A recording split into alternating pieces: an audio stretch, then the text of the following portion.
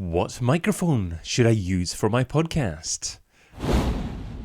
Hi, I'm David Bain, founder of castingcred.com, podcast agency for B2B brands. Today, I'm going to be reviewing 3 different microphones, and I'd like some comments from you as well to get some kind of indication as to what kind of quality of audio you think is coming from the different devices. What I want to do, first of all, though, is just go through the 3 different microphones that I'm going to be talking through today. Now, the microphone that I'm talking through at the moment is an RE20 microphone. It's called an Electro-Voice RE20 microphone, and that's the microphone that I normally use to record most podcasts. And this microphone goes through what's called a voice channel, an art voice channel, and that's a cool piece of kit that adds things called a compressor. It adds a de-esser. It adds an expander gate, and it also adds somewhere where you can actually change all your treble, your bass, an equalizer basically. So there's lots of different elements to that art channel, but this microphone, the RE20, is a great studio microphone. We've got a few people, 7 people watching us live at the moment. A few people I'm sure will join us. A few people have given us the thumbs up. Thank you, Deborah Phillips. Thank you, Royfield Brown. Great to have you on board. And John, Eden Griffin, good to have you here as well, watching live. Sounds very expensive, sounds John. It's not a cheap setup, but it's not a ridiculously expensive. I suppose it depends on how expensive is expensive. The RE20 microphone, let's talk UK pounds, because we're broadcasting live in the UK in the morning, so it's likely that most people are going to be watching in the UK.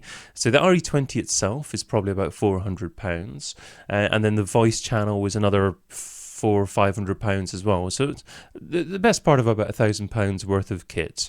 But I'd like to talk through a couple of other microphones, and in fact let you hear a couple of other microphones.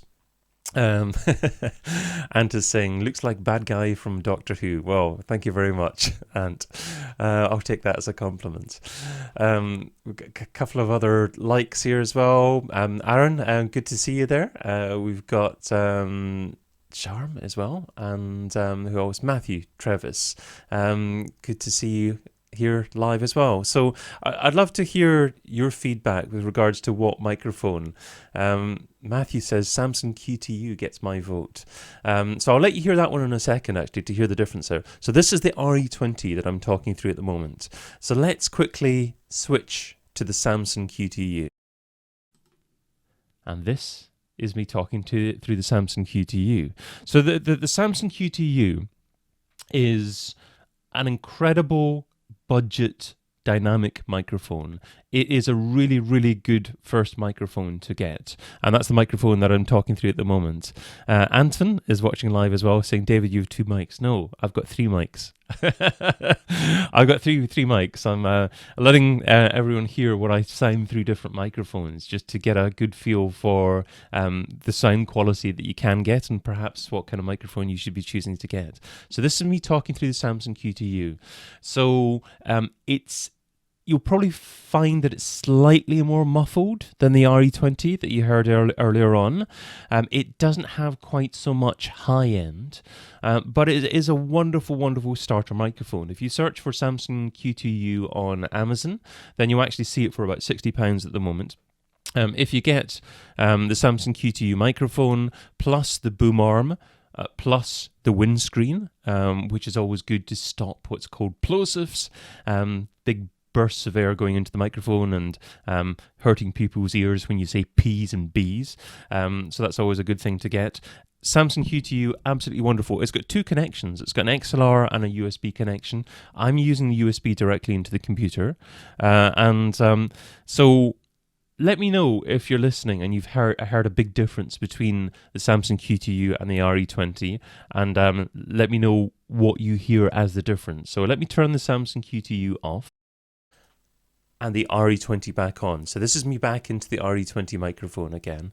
And this is generally, a higher end studio microphone. It's still what you call a dynamic microphone. Now, the two main types of microphones that you get are dynamic microphones and condenser microphones. So the key thing about a dynamic microphone is it has what's called a small sweet spot. So you have to be relatively close to the microphone to get a decent sound out of it. It doesn't mean right on top of the microphone. It means about 3 or 4 inches away from the microphone is the ideal place to go. If you're too far away from the microphone, then it's not really going to pick you up. Now, because of the additional compressor that I've got hooked up to the RE20, a bit higher end, it's not going to make quite so much difference, me going away from the microphone. But really, for a dynamic microphone, you should get into the habit of speaking around the microphone, of being about 3 or 4 inches away from the microphone. Paul, good to see you. Paul Lovell in the chat there. Paul's saying the RE20 sounds better to me. Hopefully it does. It should do. It should sound better. It's a lovely, lovely microphone, and it's a nice setup with this voice channel compressor that I've got attached to it. However, the Samson Q2U is a lovely, lovely microphone as well. So let's go back to the Samson Q2U again. Okay, that's me on the Samson Q2U now. We've got David saying in the chat, saying Audio Technica AT2030 USB works for me for voiceover and vocal production. I'm not overly familiar with that one. You get obviously that's possibly a condenser microphone.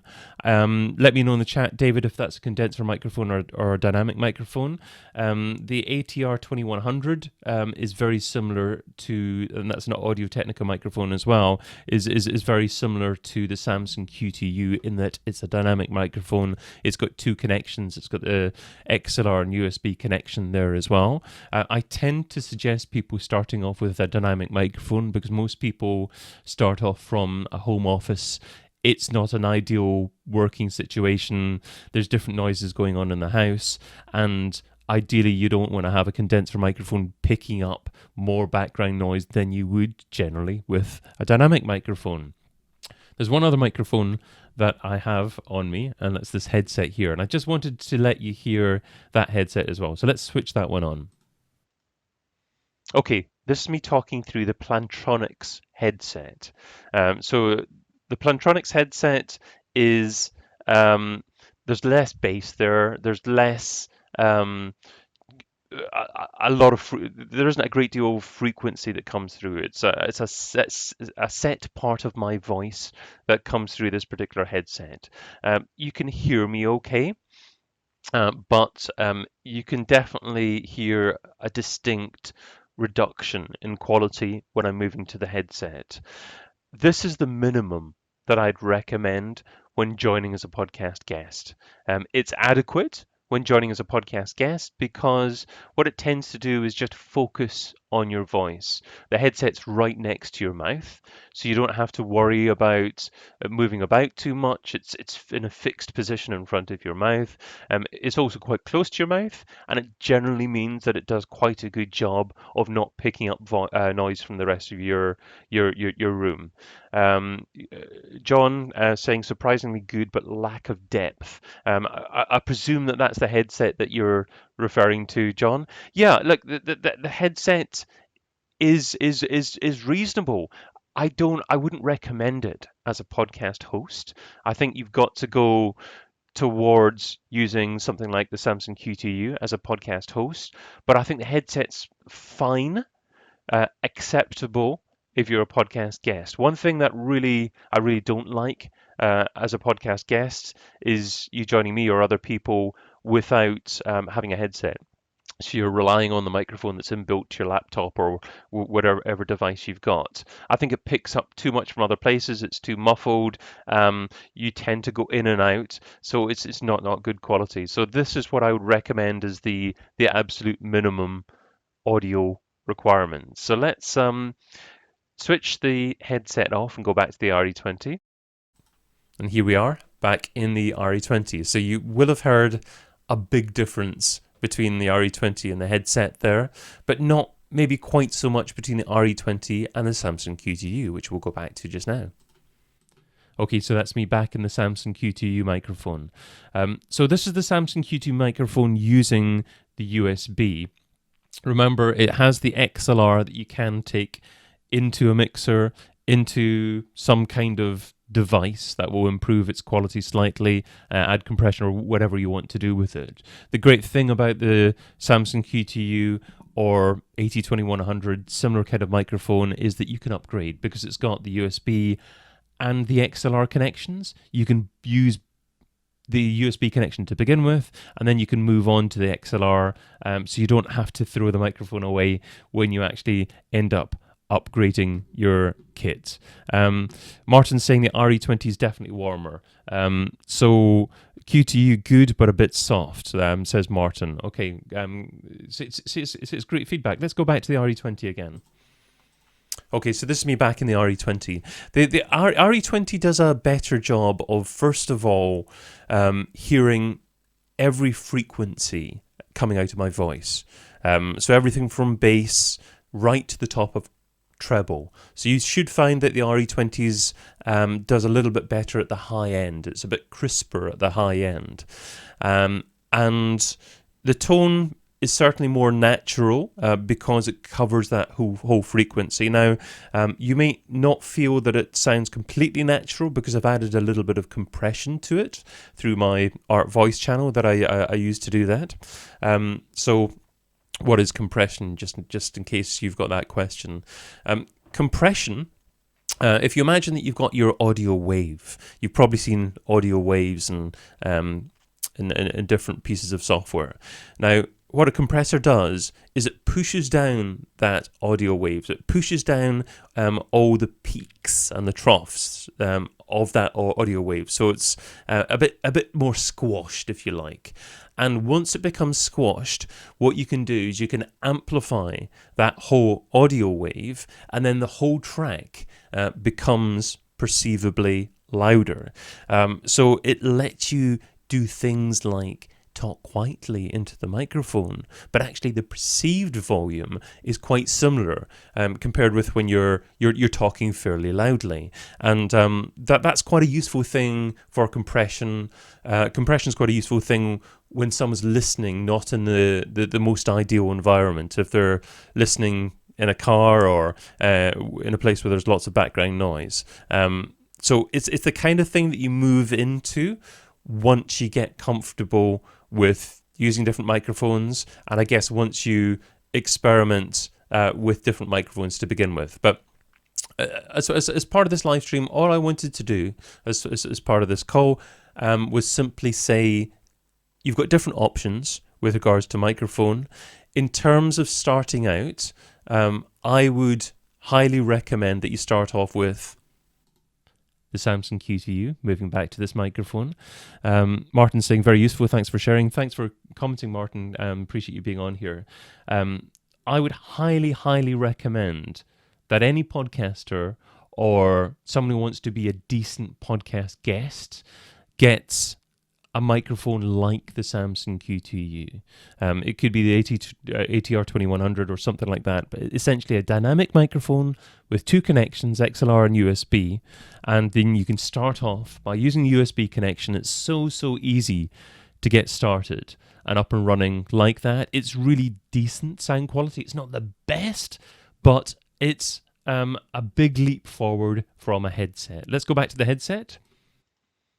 There we go, that's me talking through the headset again. Remember, the headset's okay, a bit treble, and quite acceptable to be a podcast guest, but I don't think it's acceptable to use this and be a podcast host. So finally, back to the RE20 again. And here's my full voice in terms of the fuller frequency, more treble, more rounded in the bass, and of course I've got the compression in here as well. So there we go. That is all I wanted to share as part of the live stream today. I really appreciate the interaction there, people giving their thoughts as well. Thank you everyone for being on. I'm going to quit the live stream now and have this video up live and running on castingcred.com. plantronicsheadset.com, which is the new website that I've got for my podcast agency for B2B brands. Paul, I was just saying towards the end, are these directional mics to help reduce background noise, hence people working from home? Paul, they're not directional mics, no, but they are mics that you need to speak in a certain place, specifically about 3 or 4 inches away from the microphone. If you move too far away from the microphone, then you're not really going to get any decent levels going into the microphone. And in terms of how you speak into the microphone, when you're speaking fairly close into a microphone, it's important not to speak directly into it, but actually speak over it. So you've got the air going over the microphone, so it's limiting the amount of plosives and sudden bursts of air that are going into the microphone. So as long as if you speak the microphone that kind of distance away and you speak over the microphone, then you're probably going to get the best sound out of it that you can get. So there we go, the 3 microphones, RE20, Samson Q2U, and this Plantronics headset. Quick summary, use the Samson Q2U as your first podcast host microphone, or if you want to be a decent podcast guest. If you want to be a podcast guest, please at a very minimum get a headset. And if you're serious about your audio quality, then after 20 episodes, after 40 episodes of your podcast, then you can think about upping your audio quality and starting to use something like an Electro Voice RE20 and an additional bit of hardware that will compress your audio and make sure that you're at a fairly consistent levels and just add that additional little bit of sparkle.